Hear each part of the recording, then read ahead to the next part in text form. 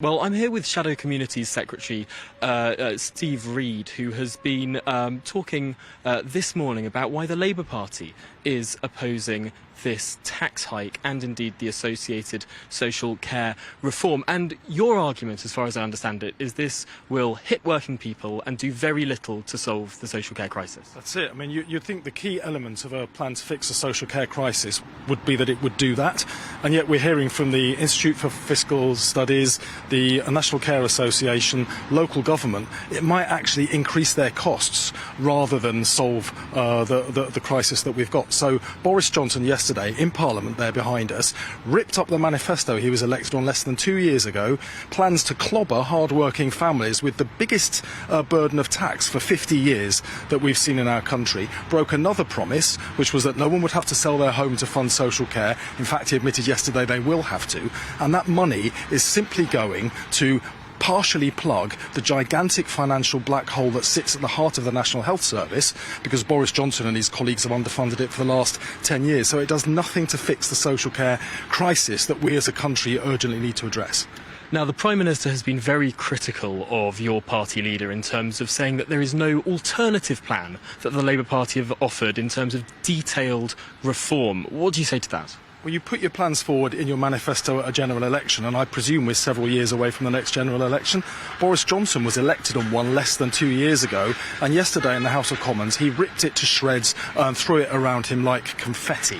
He's telling the country that this is a plan to fix the social care crisis, but it doesn't put a penny into social care for 3 years, and even after that there might be no money for social care if he hasn't yet met the backlog of 5.5 million cases, I think, people waiting for operations in the NHS. Keir Starmer asked Johnson yesterday, could he commit that by the end of this Parliament that backlog would be resolved as a result of these tax hikes? He couldn't do it. So what's Johnson going to do? Is he going to cut the National Health Service in 3 years' time while there's still a waiting list and watch the waiting list grow longer?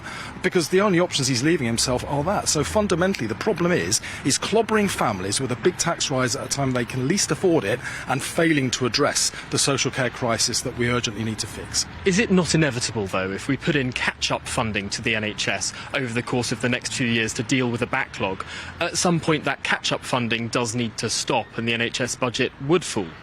Well, you would hope so, but what we need is a timetable and a plan for delivering that. All we got yesterday was nebulous warm words about a certain quantum of money taken from taxpayers that will be intended to do that. If you haven't got a plan, you can't deliver to that plan. And Mr Johnson was asked on multiple occasions yesterday, where is your plan? And he couldn't show it to us. The reason he couldn't show it to us is because he cobbled together this plan on the back of a fag packet, then rammed it through Parliament in 24 hours to try to avoid scrutiny.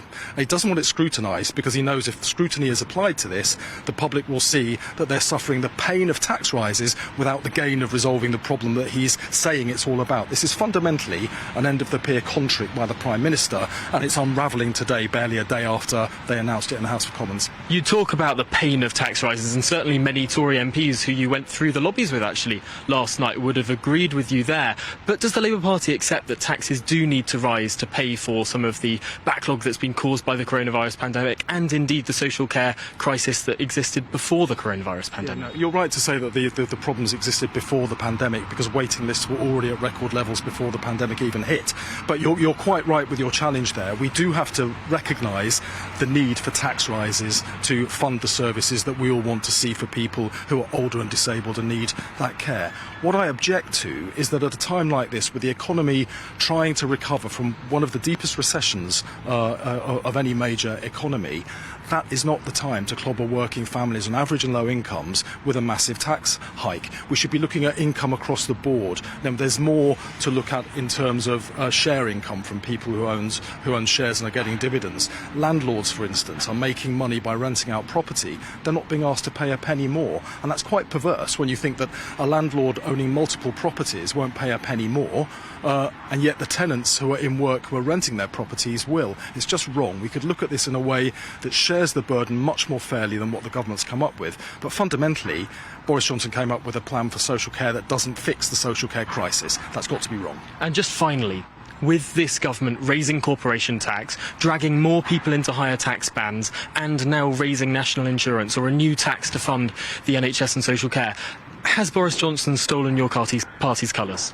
Well, Boris Johnson has become the high-tax Tory, hasn't it? It's quite remarkable to see. You forget as well that they also forced a massive council tax rise earlier this year, as well, just as families are struggling to recover. We need to look at sharing the burden of taxation fairly, and we need to make sure every single penny we take off taxpayers is used wisely. That is not what we're seeing from this government.